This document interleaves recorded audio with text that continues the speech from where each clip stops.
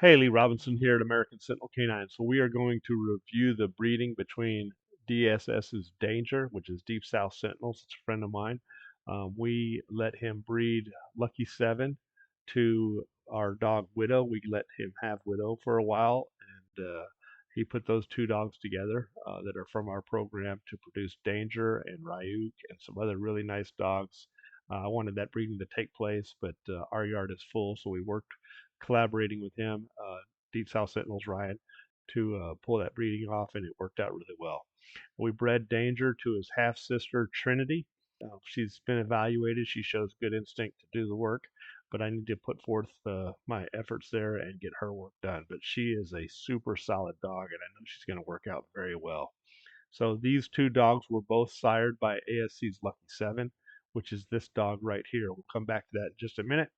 And then her mother was Patches and his mother's Widow. We have Widow right here and Patches right there. So we'll look at those in just a minute. So first, let's look at Lucky 7, the common sire between Danger and Trinity. Lucky 7's top side is a heavy Mayday bred dog. And top side is Red Boy Jocko Bolio Tombstone, because that's what Mayday is. And then there's some other stuff in there that still goes back to that same Red Boy Jocko Bolio Tombstone on the top side. And then his bottom side, Wild Thing, she's Red Boy Cottingham and Crenshaw. And he's a big dog that weighs in around 68 pounds on the chain, which is large for a game-bred American Pit Bull Terrier. His top weight was about 72 pounds, but he was a little chunky there. Really, his chain weight in good shape, as you can see here, is about 68 pounds, and his condition weight would be in the low 60s.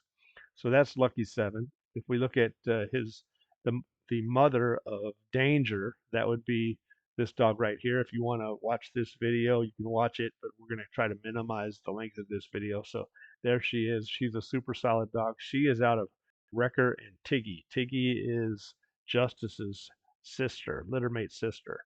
And of course, Wrecker is a well-known dog in our program. If you want to check him out, you can do so. All right, next we have Patches. Patches is out of Wrecker and Mystique, and Mystique was Wrecker's granddaughter. So Patches is actually double bred on Wrecker. This dog is a little bit more defensive than I personally like. We'll talk about that a little bit later. All right, so that's how the Danger and Trinity combination is put together, with Trinity's mother being Patches, being heavy on the defense side.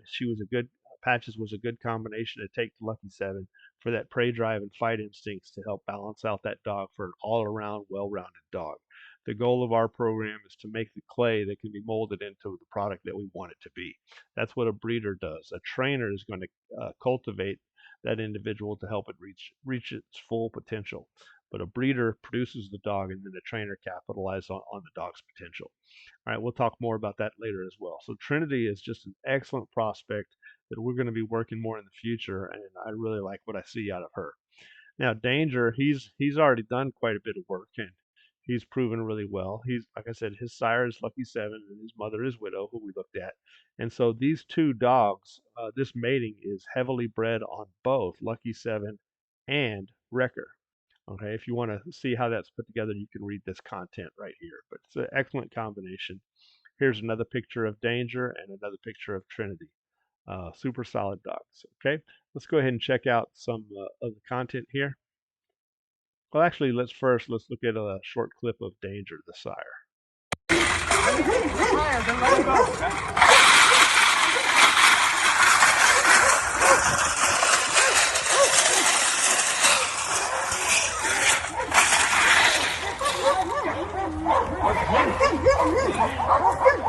Oh, yeah. Oh, get him off into my armpit. All right, so there's Danger. And here's another video of Danger where I'm going to work it. We're going to fast forward here. Hi! He's good. He's good. Get that real sleeves on. Get my arm broke. Yeah, this dog bites hard. You don't want to use like out in the cold there. You want to use something that's got quite a bit more protection to it, because he's going to bite hard.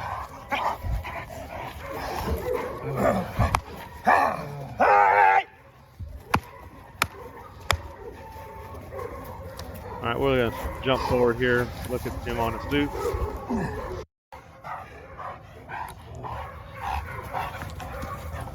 There you go.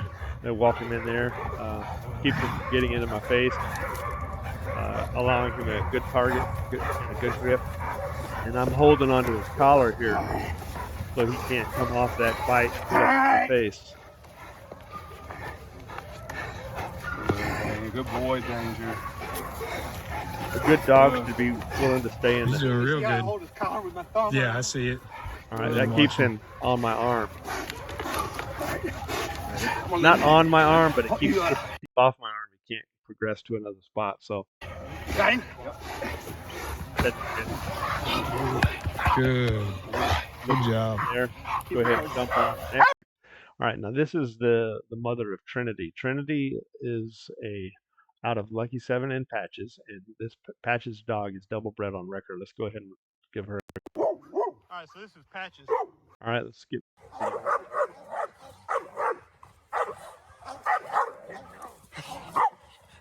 She's strong, ain't she?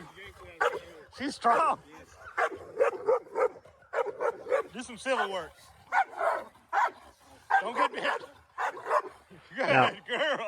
a lot of people that really are not extremely well versed in what a solid protection dog is going to be are going to see this and be real impressed. You know, she's got a good civil response. She's showing intensity. She's working in defense. You can see her teeth. But these are things that you have to be careful of because too much of that will cause the dog to go into avoidance. And, you know, she's been worked. Girl, She stays and holds her Good ground, girl. That's but my you need baby. to balance Yes, that. it is. You need That's to a balance good that girl. with some prey drive and confidence so you have a dog that will stay engaged in combat. That's what Lucky 7 brought to her. Watch him, Big girl. dog, good intensity. And we're going to discuss this a little bit later.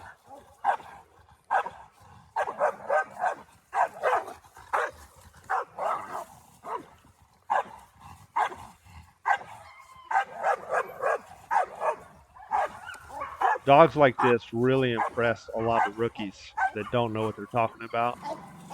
But All right, so we started off on a line.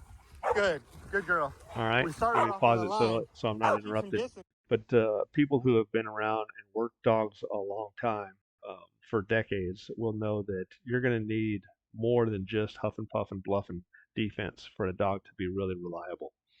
Okay, so we're going to skip forward here. All right, this is a symbol of a yin and yang. You don't want just defense. You want to balance that defense out with prey and confidence, so to have a total package, something that's going to be reliable and to stay there. Well, pause the video, let her catch her breath. So that's why she was bred. Clip it up in just a minute. Part 2. With game bred American Pit Bull Terrier, and that's also why we pause. Keep it from being too intense for too long for a dog that doesn't balance well. This is a fight or flight and freeze and instinctive response instead of an engagement to hunt and catch and kill. So the predatory drive is the dog that's seeking to enjoy combat, while defensive dogs don't really necessarily enjoy combat. They want to end the combat by driving off the aggressor. Okay. She's a good dog, don't get me wrong. She's a good dog, but she's not as on the same level as some of our others. You can see she looks there at me, just checking in with me. I like a lot of things about this dog, but she's not a complete package, and that's what Lucky 7 helped added to her. Okay, and I believe in this combination. Trinity has already proven to be a very confident dog that's confident in combat. Okay, next. So let's check out Danger and the Trinity pups. They really like interacting with me, and because of their ancestry, they should also have good defense as well. Their grandmother Patches had a lot of defense response. We're going to check out the males in a minute. We'll look at these females here. I do like enough defense to be reliable in terms of being aware of strangers, but I also like enough prey drive that they're easy to train, and it just makes things so much easier when they have good food and good prey. We'll talk about a dog that's confident in combat in just a second. Come on, get off my pants. Get off my pants. To show you what a more well-balanced dog is capable of. All right, there we go.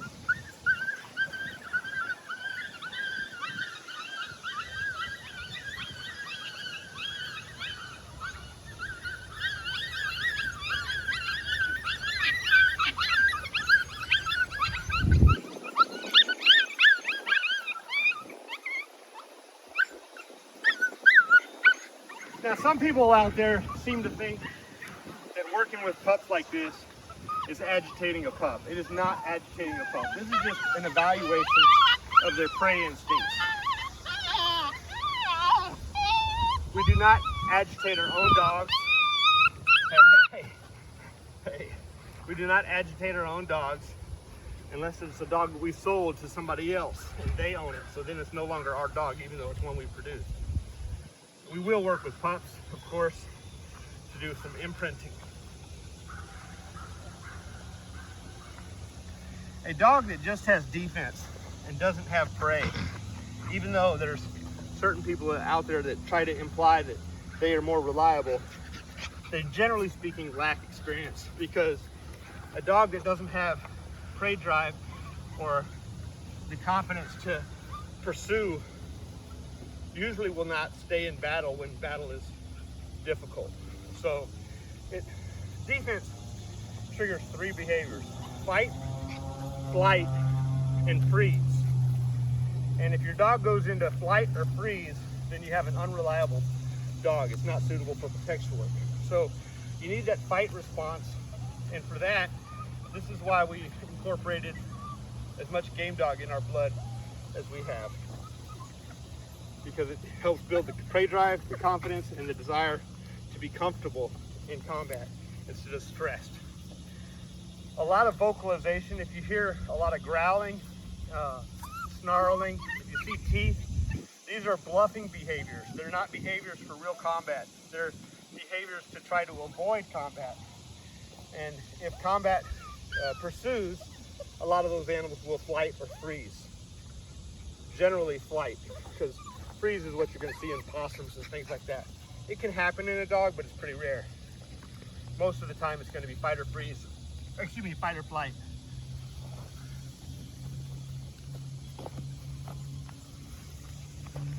That one seems to want my pant leg. There we go, got it. Now, as far as how to direct the prey, you find suitable targets for your pups when they're young. Imprint them on the appropriate, and then correct them if necessary for what's inappropriate. Because obviously, you don't want your animal biting your family pack. Now back to the defense. What I call fight, flight, or freeze, or huff and puff and bluff. It's not enough. You want a dog that's confident in combat, and this is where the pit bull comes into play. If you have a quality game bred dog that also reproduces that trait. Just because you have a dog that will do it doesn't mean the offspring will do it. You need to know the consistency of the bloodline to see if they reproduce themselves.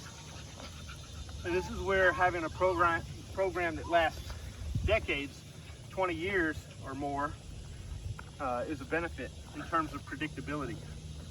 Now the heavy defense that you're going to see, it is impressive to a person that doesn't understand combat, but huff and puff and bluff is not enough. It really isn't. Those dogs will leave you stranded. Remember, you don't want a dog that leaves your daughter stranded, because while dogs are members of the pack and individuals that you love, when given the choice between a child, your wife, or the dog, only a fool would place their dog over their child. Either a fool or somebody that's got some screws loose. So, we don't want our dogs to be expendable, but compared to our children, of course, the dogs are. So the dog should remain in combat and be confident while it's in it. Now that's enough of the soapbox, but let's look at the pups. So this is a big, beautiful female right here. Nice structure on her. Check her bite. I'm looking at either her or this buckskin over here one. on the side. Next, I guess it's on that side for you guys. Let's look at this little slick one right here. This is she's not as big. That's the same one. Or this one? No, this is the next one. All right, so here we got 2 white feet on the back, a couple white spots on the chest, 1 white spot on the neck. I am keeping one of these Again, a scissor females. bite. I'm not completely Okay. decided Let me on look at which this one one yet. again. Check out her spots. It's either that A one little or the like one I cross just on her had neck. or the buckskin, Okay. most likely. Next, We'll see. we got this one here. Wants my But if you're attention. interested in one, let me know. Another good-looking female, black brindle. Now let me check your teeth. Scissor bite on her. A little more stripes in her color, which color should not be a top priority, but for some people it is. And as far as white on her chest, another kind of cross, a little bit more diamond in the top. Got a necktie. Okay, next, this one here. This is a little bit more of a little redder brindle. Not red, but a little bit more red than the others. And a tiny little backward 7. No white on her feet. And then we got the little one over here. All right, so this is the runt female, which none of them are skinny and small. So this is just the smallest one. Another T, real fat, wide stripe for the necktie, and then a skinny line across the top. And again, a scissor bite. So perfect bite on all these pups. Hey, Buckskin, come here, girl. She's been carrying around that stick for the past like 30 It's a seconds. root. Let's let it go because Yeah. it might be poison ivy. I don't think so, but it's kind of fuzzy. Another scissor bite. Yep. White socks. Got that Wonder Girl, Wonder Woman diamond on her chest. Hey! Get off of my shoe. Hey! Get off of my shoe. Ow! Ow! They're all after me now. Hey! Hey! He hollered. See, they go to engage the sound. But Oh!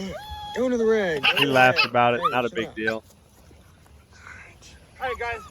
Something you can correct and eliminate This just by crack cultivating of the the dog whip is to check for nerves to and mend potential your needs. stability under future gunfire. Let me rewind. Come on. This crack of the whip is to check for nerves and potential stability under future gunfire. Now, when I crack this loud, it's about as loud as a 22 coming out of a short barrel pistol.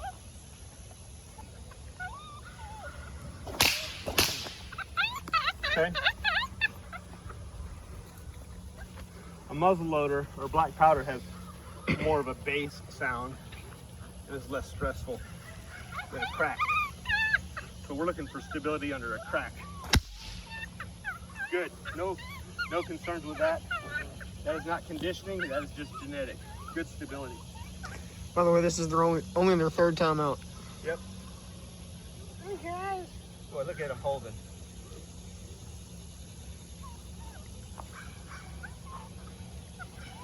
Look at this one right here. Yeah, I know. You just want my attention. Yep. Yeah, you're so sweet. Yeah, you're so sweet. Hey girl, yeah, you're sweet. How about you? You sweetie? Yeah. How about you, big girl? You sweet? Yeah. Yeah. Hey guys, what you think? Yeah.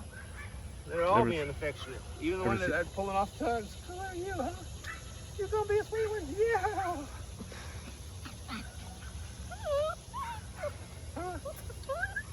Oh yeah, she's a nut. So every single one of them, even though I picked them up by the scruff, I'm liking the big they're fawn totally stable with it. and the big brindle.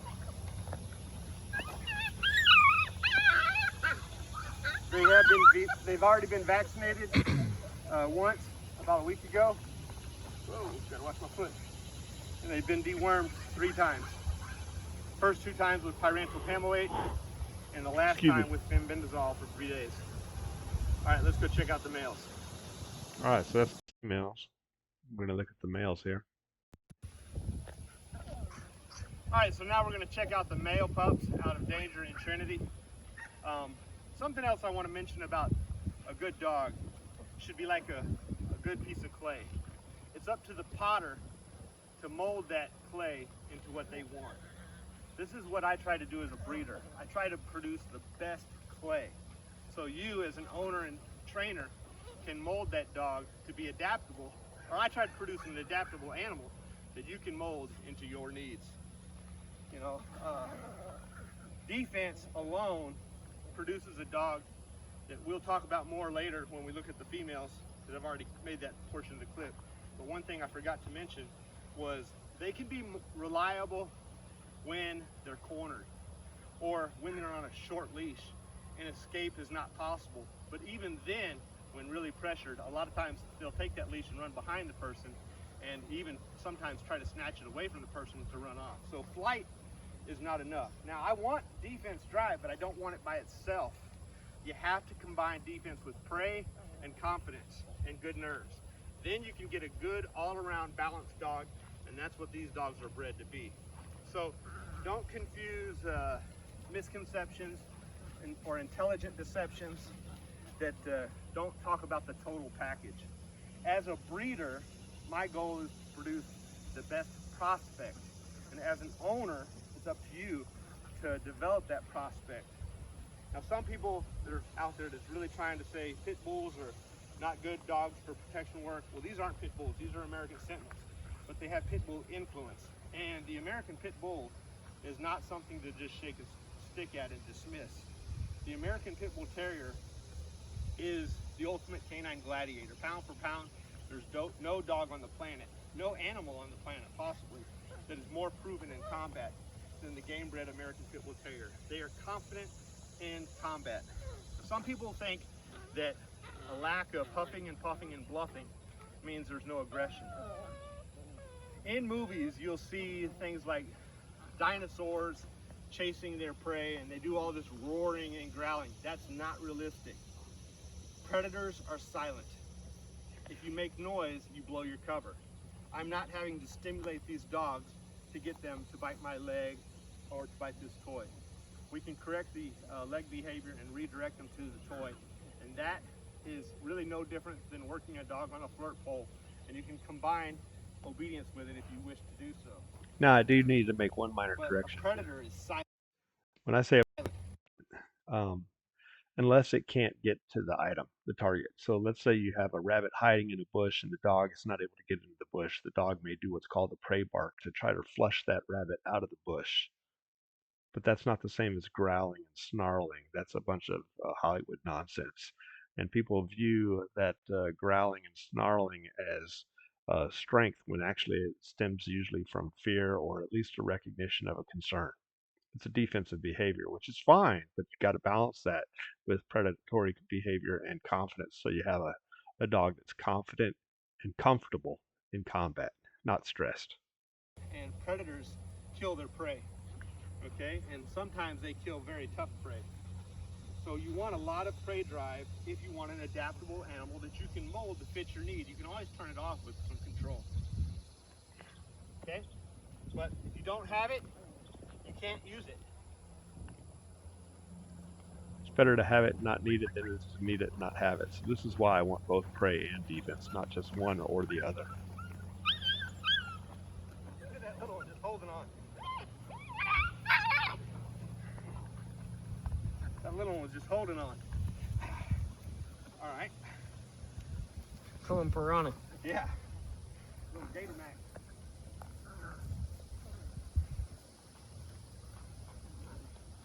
The same individual likes to misrepresent is he talks about there being multiple breeding strategies. And he says, I use the overproduction, just breed everything. That's not true. All right, we select individuals that display the highest degree of the traits that we are looking for. And we have to put pups on the ground. There's something called a bell-shaped curve or a population distribution. I'll pop it in the video here. Okay, so let me show you what a population distribution is.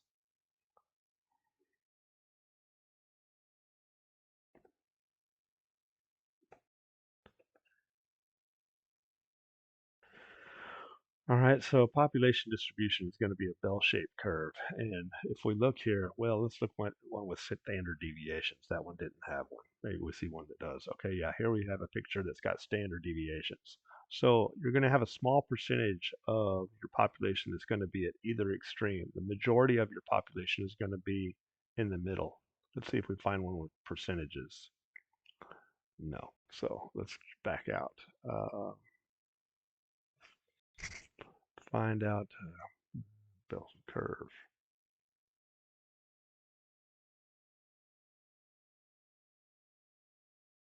All right. So here we go. This is what I'm looking for. Or this one here is color coded, so that'll be even better. All right. So if we look at this picture, we'll see that only about 2.14% is 2 standard deviations above the norm. So here's your mean, and here is your 2.14%, 2 standard deviations below. So what is a standard deviation? A standard deviation is right here. So here you have 2 standard deviations, 1 standard deviation below and 1 standard deviation above. So there's total of 2 standard deviations right there, one above and one below. Then here is your second standard deviation. So this is now, if you go from here to here, you have 4 standard deviations. There's 1, 2, 3, and 4. But to be above or below 2 standard deviations, you're only talking about 2.14%. Okay, so it's a very small percentage of the population that's going to be more than 2 standard deviations away from the mean. Okay, 68% is going to make up the majority of their bell-shaped curve. When you're breeding, you're going to produce a population or a litter that's going to have a distribution like this. Now, the mean does not mean average. It means average within that particular population. So if we're talking about a litter, it's the average of the litter. If we're talking about the population as a whole, it's talking about everybody. Okay, so that's two different things. But every litter is going to have some sort of standard deviations, and a breeder is going to always look for the extreme individuals within a litter from extreme litters of the population. So we're going to have basically like a bell-shaped curve within a bell-shaped curve. So here's the population, and then here's your breeding selection. So you're looking for this, use this individual, these extreme individuals that are extremely high performers to produce your litters, and you end up with a distribution that's like another micro curve right here, curve on top of a curve. So it's going to go up, and then you're going to select those extremes of the extremes, and you continue to do that to select over time to continually evolve and produce a more extreme individual. Okay, but let's go ahead and jump back to this video here. Curve or a population distribution. I'll pop it in the video here. All right, now that we've checked that out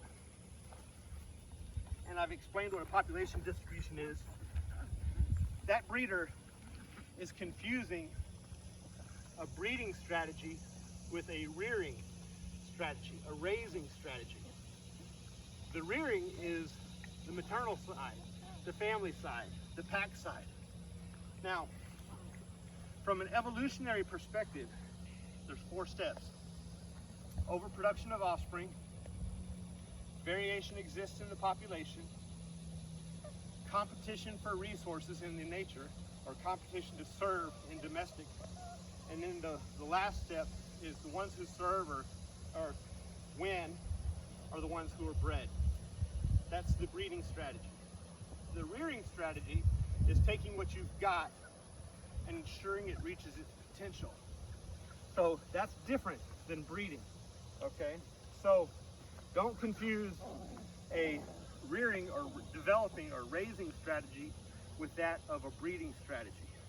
So what I mean by that is a breeding strategy is chasing evolution, not just performance of an individual, but evolution, performance of the population. Two different things. An elephant might only have one um, baby every few years, and so it's going to make sure that that one has everything it can to be its to reach its full potential. But that doesn't mean that's going to be the one that gets to breed when it grows up. Okay, if it's a bull elephant, it has to earn that right to breed. So now it has to compete against the population. So there's many, many, many male elephants, not just one, that has to compete against all those other elephants. And so the one that has the right genes and the right development and the right conditioning and health and nutrition, etc., and is not injured, that's the one that's going to, and the right behavioral patterns. It has to be confident, etc. That's going to be the one that ends up with the right to breed. So again, we're selecting for certain traits that are genetic, not just environmental. A rearing strategy is about environmental, but a breeding strategy is about the Through the 4 steps of strategy with that of a breeding strategy. Through the 4 steps of natural selection or artificial selection and decades of breeding, we have a very consistent product. Every single one of these individuals is wanting to work. And people that don't understand that, there's something called smart enough to be dangerous, okay? A person thinks they know a lot, but they really don't know what they're talking about. And because they think they know a lot, they're very confident. But All right, so let's look at what we're talking about here. All right, so we're going to look at what's called the Dunning-Kruger effect. All right, and here it is right here. So the Dunning-Kruger effect is when a person is, we're going to measure competence over confidence.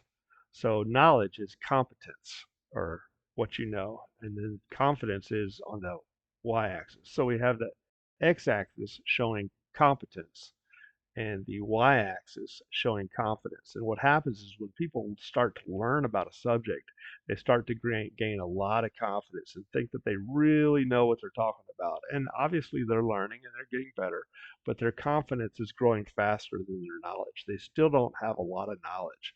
And what happens is as people develop, they begin to realize, wait a minute, there's more to this than I actually thought, because they have some failures and they go back and question things. Or maybe they just see some things that makes them question. So when that happens, they realize they start to know what they don't know. See, a fool does not know what they don't know. A fool just thinks that they know everything, right? But a person that's wise begins to realize there are things that they don't know.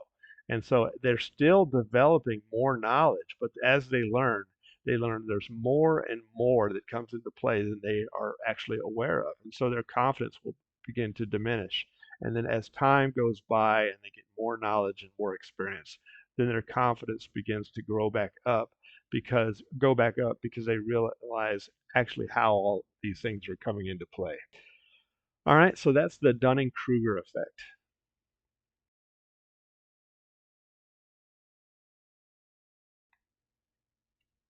know what they're talking about.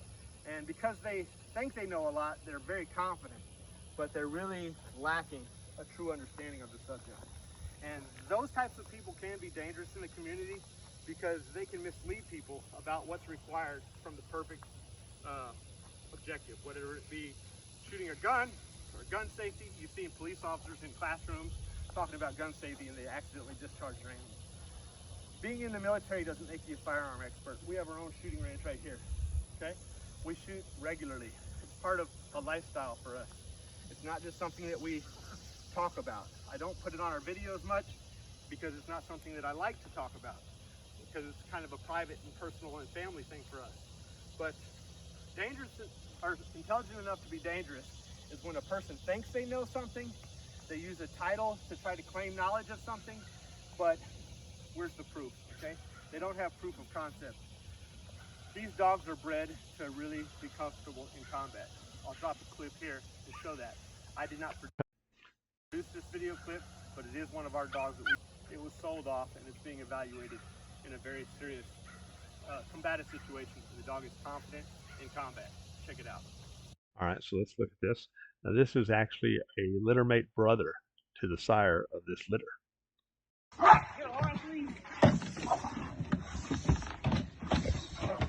Hey!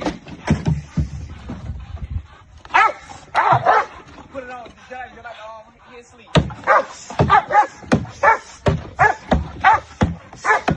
That's a gas can, it's plastic.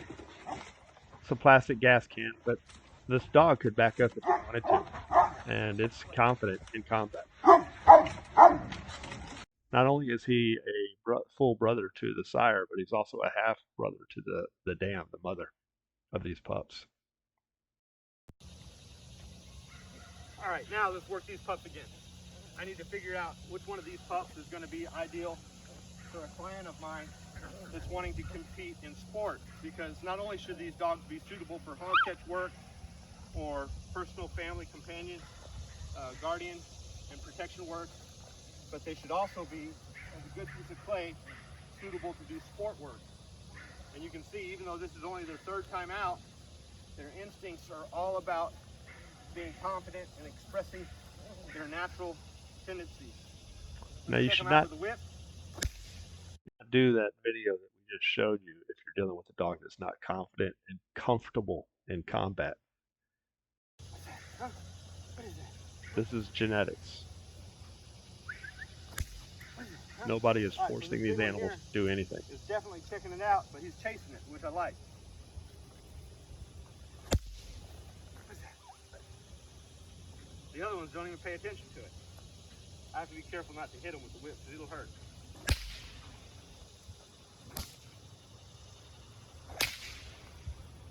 And that's as loud as a 22 long rifle round coming out of a short barrel pistol.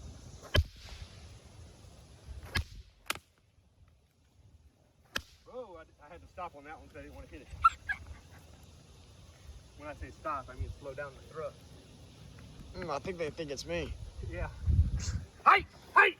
Height! Height! Height! Engaging the conflict, the noise.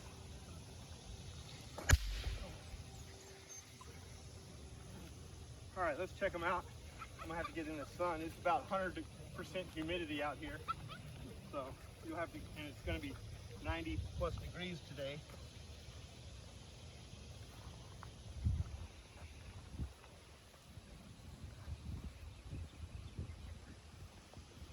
There's two fawns going at it.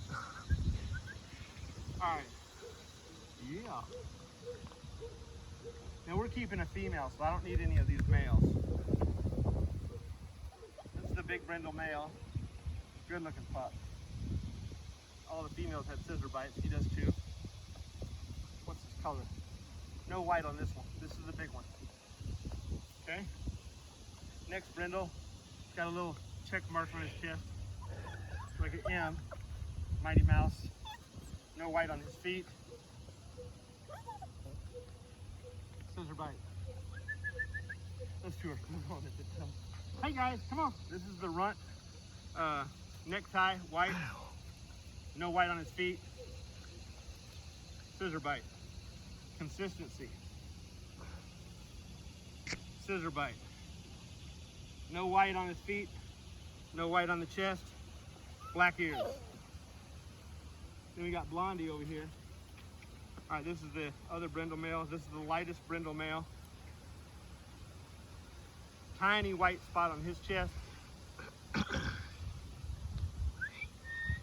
like he's got a scissor bite, kind of hard to tell. While one's pulling my arm there. Yep, scissor bite. All right, come here, Blondie. Hey guys, you gonna make me go get you? Come on. Oh, they all came to me. Hey, buddy.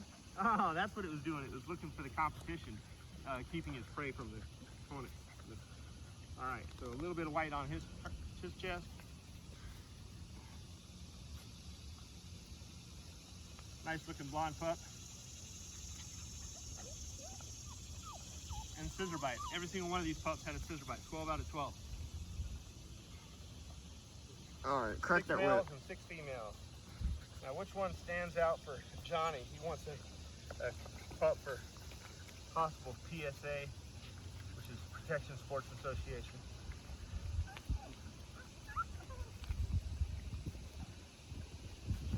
Johnny, I like these two, the blonde one and this one here with the black ears.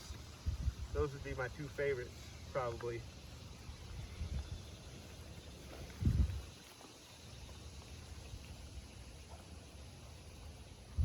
And for prey, I got to go with Blondie.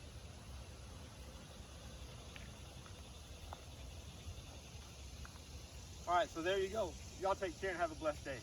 All right, so that's the end of the puppy videos. Now, in terms of protection work, this dog here is Preacher Man. He's behind all the dogs that we have on our yard. Okay, and this is a great dog.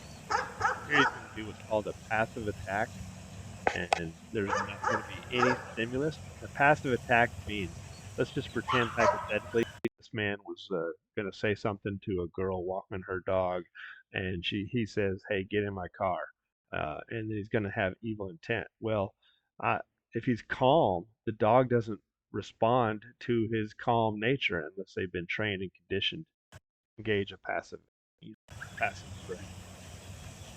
What appears to be passive, but is actually a threat. So here I'm going to give the dog a command to guard. He's going to clear the area, even though nobody's doing anything. Stable, stable, nothing going on. Walking by, stable, nothing going on. Now, he's looking. He's looking. Where's the threat? Where's the threat?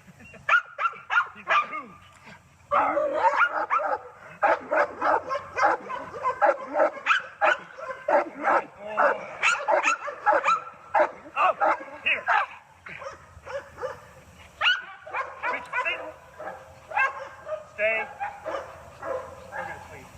All right. Get the red one. All right, so there's that. And then if you want to see more about Preacher, we have other videos. You can go to our YouTube channel and just go to the primary video. We'll let this play for in just a minute. 10 years old here.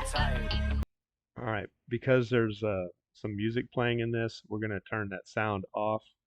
I don't want to get a copyright infringement. It's going to interfere with this video. This dog is 10 years old here, and you can watch this video. It's the video that is available. It gives copyright credits to the music that's playing, but we're not going to do that in this video because I don't want this one to have a copyright infringement that gives credit to somebody else. The dog's 10 years old. Here he's going to do a long ascend. This is when he was younger. And this dog is the core of our program. He's the backbone of all the dogs that we're breeding today. Okay, and the person that I spoke about earlier that talked about having a dog that's all defense all the time and whatnot, I actually agree with that person on more things than they want you to believe. I do believe defense is good, and I do think that deployment should be done in defense. But I do also know that if you want a dog that's going to be reliable, you need to have that dog to display some prey drive behavior in its instinctual genetic behavior. It has to have confidence in combat and a willingness to engage reliably. So if you want to see that dog do some more work, you can just go to our homepage on our YouTube channel and check it out. Anyway, thank you for watching. I appreciate your patience, and y'all have a blessed day.